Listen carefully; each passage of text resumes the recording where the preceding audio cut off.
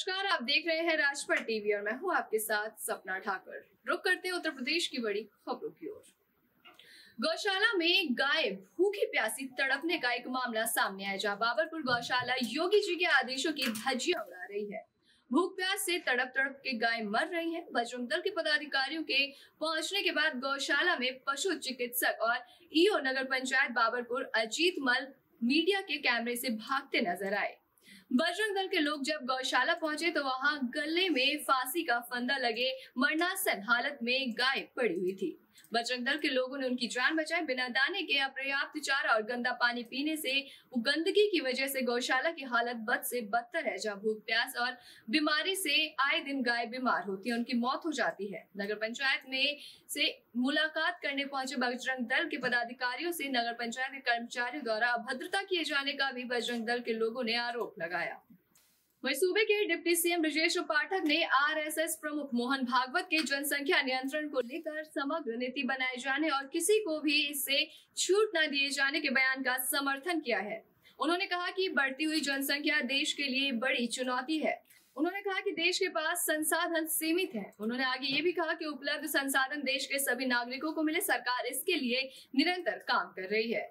सभी जनसंख्या नियंत्रण कानून को लेकर उन्होंने बात की और उन्होंने कहा कि सरकार के समक्ष कोई प्रश्नावली विचाराधीन नहीं है, लेकिन इस पर जैसे ही शीर्ष नेतृत्व कोई फैसला लेता है तो इससे अवगत कराया जाएगा। डिप्टी सीएम ने कहा कि देश की आजादी के बाद हमारी जनसंख्या 40 करोड़ थी और आज 130 से 140 करोड़ से ऊपर पहुंच गई है, लेकिन जमीन और संसाधन वही है। डिप्टी सीएम ब्रजेश पाठक ने आगे कहा कि जनसंख्या को कम करने के लिए कोई ना कोई रास्ता निकालना ही पड़ेगा। मानववाद के सिद्धांत को समाज के अंतिम व्यक्ति के लिए काम करते हुए अंत्योदय को लागू किया है। आज हर व्यक्ति को पक्का मकान, सबको शौचालय, सबके यहाँ नल से जल योजना, 5 लाख तक का निःशुल्क इलाज, महीने में 2 बार राशन, निःशुल्क गैस सिलेंडर, ढेर सारी ऐसी योजनाएं आदरणीय प्रधानमंत्री नरेंद्र मोदी जी के नेतृत्व में गरीब कल्याण की चल रही हैं, जिससे गरीब आदमी के जीवन में बदलाव हुआ है। आम आदमी अपने को मानता है कि हमारी अपनी सरकार है। इस वजह से मैं कह सकता हूं, कांग्रेस पार्टी कभी भी अब अपने को सत्ता में आने के लिए भले ही कितना विचलित कर लें, बेचैन हो जाएं, देश की जनता उन्हें माफ नहीं करेगी। संगम की धरती पर जनवरी 2023 में लगने वाले माघ मेले की तैयारियों को लेकर डिप्टी सीएम ब्रजेश पाठक ने कहा कि यूपी सरकार माघ मेला और कुंभ मेले को लेकर प्रतिबद्ध है। उन्होंने आगे कहा कि हमारे जो पारंपरिक त्योहार हैं और सांस्कृतिक धरोहर है, सरकार उनको और बेहतर करेगी। डिप्टी सीएम ने कहा कि 2019 के दिव्य और भव्य कुंभ की पूरे देश और दुनिया में सराहना हुई थी। 110 से ज्यादा देशों के राष्ट्रीय ध्वज कुंभ मेले में लगाए गए थे। 2019 के कुंभ की स्वच्छता और प्रबंधन को लेकर देश और दुनिया में तारीफ हुई थी। उन्होंने कहा कि इस बार मेले में पहले से बेहतर सरकार इंतजाम करेगी।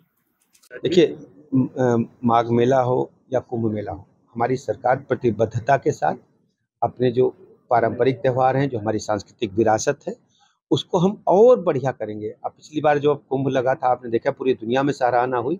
110 देशों से अधिक के झंडे हमारे पास लगे थे और सबसे बड़ी बात थी कि स्वच्छता को लेकर के, मैनेजमेंट को लेकर के देश और दुनिया में इसकी तारीफ हुई है। हम इस बार उससे अच्छा इंतजाम करेंगे। माफियाओं के खिलाफ जिस तरह से कार्रवाई हो रही लगातार जारी है और प्रयागराज में आज अपराध और भ्रष्टाचार पर हमारी सरकार जीरो टॉलरेंस नीति पर काम कर रही है। हम दावे के साथ कहते हैं कि ऑर्गेनाइज क्रिमिनल जो संगठित माफिया गिरोह थे, उनके नेटवर्क को हमने ध्वस्त किया है, या तो वो जेल में है या प्रदेश से बाहर है। आपसी वैमनस्यता के कारण जो घटनाएं घट रही हैं, उनमें भी हम कड़ी कार्रवाई कर रहे हैं, किसी को हम छोड़ नहीं रहे। अपना पराया छोटा बड़ा नहीं है। जिसने कानून तोड़ा है उसके खिलाफ हम कानून के तहत कड़ी से कड़ी कार्रवाई करते हैं। वहीं लखनऊ में रक्षा मंत्री राजनाथ सिंह मेदांता अस्पताल पहुंचे। राजनाथ सिंह अखिलेश यादव से मुलाकात कर उन्होंने मुलायम सिंह का हाल जाना। बता दें कि मुलायम सिंह की हालत अभी भी नाजुक बनी हुई है, जिसके लिए राजनाथ सिंह उनसे मिलने पहुंचे थे।